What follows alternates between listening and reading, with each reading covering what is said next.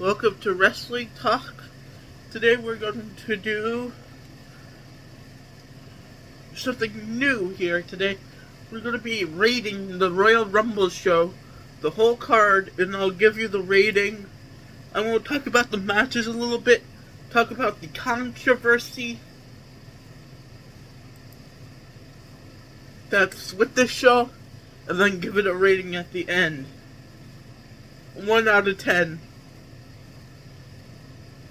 I could give it a 0 though, only if it was so bad that I just absolutely hated it. The first match I want to talk about is the Men's Royal Rumble, because many people say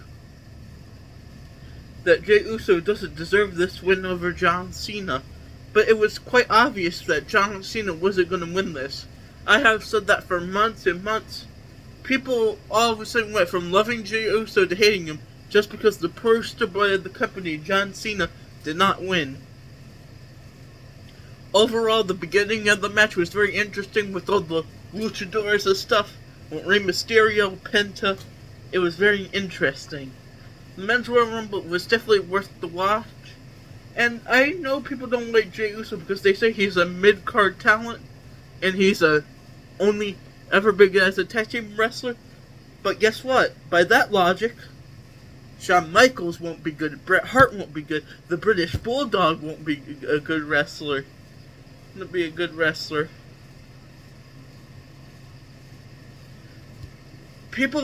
I think people forget that Shawn Michaels was a part of the Rockers, and he was a tag team wrestler, never achieved anything major. Not just even them. There's probably more I'm not thinking about.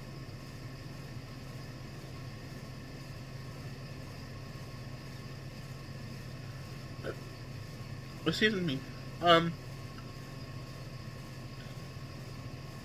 With that logic, a lot of wrestlers some of the best wrestlers were a part of tag teams at the start. Shawn Michaels, Bret Hart, the British Bulldog. Guess what? Even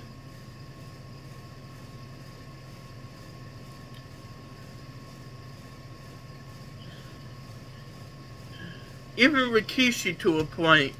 He was a part of the Samoan SWAT team, I believe, with his brother, and they had some great success.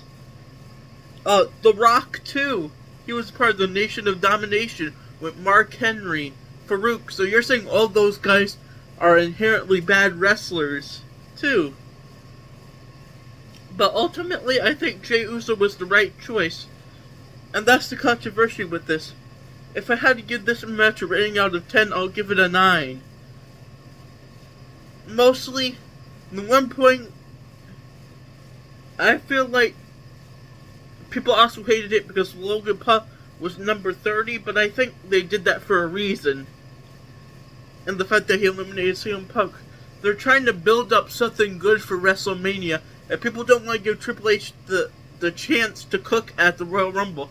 You want me to tell you what the problem is? If it's not what they want and how they want it, they don't like it. You know there's such thing as the Elimination Chamber, where guess who won the shot one year at Elimination Chamber and main event at WrestleMania? Roman Reigns. Elimination Chamber is also a good option for John Cena too.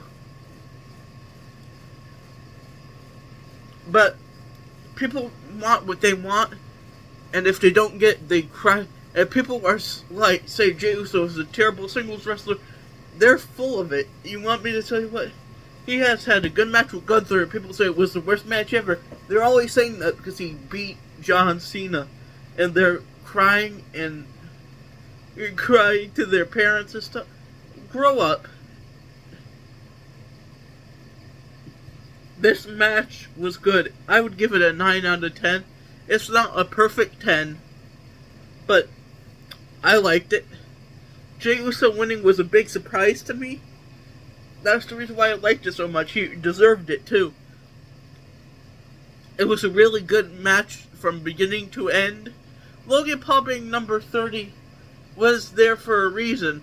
It's because people wanted to think People wanted to get Logan Paul so much hate. You have to understand he was there at number 30 for a reason, because people thought it was going to be The Rock or someone special. Just so Logan Paul could be the reason why that... Well, they have just a special plan for Logan Paul.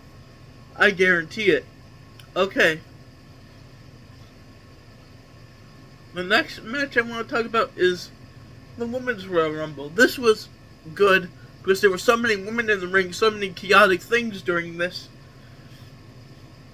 But I'm going to say I was really disappointed by Charlotte Flair winning. I wanted Roxanne Perez to win. I would have even been happy with Io Sky or Liv Morgan. But Charlotte Flair didn't deserve this. She really didn't. That's the reason why this match I give a 7. But overall, it was still a great show.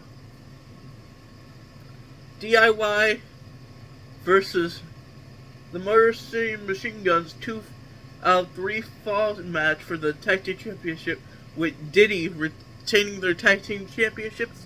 I thought this was a good, decent match.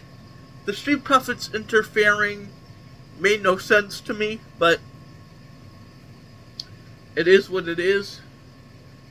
They went back and forth. Overall, I liked it.